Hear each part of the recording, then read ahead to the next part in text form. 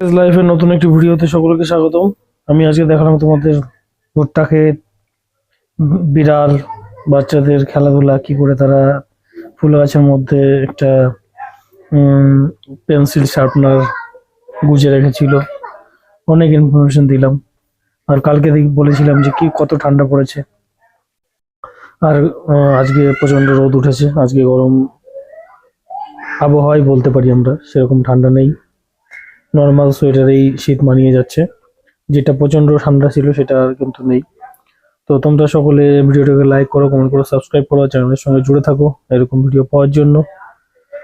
ফিরছি খুব তাড়াতাড়ি নতুন একটি ভিডিওতে। ভিলেজ লাইফের সকল দর্শকদের অনেক ধন্যবাদ।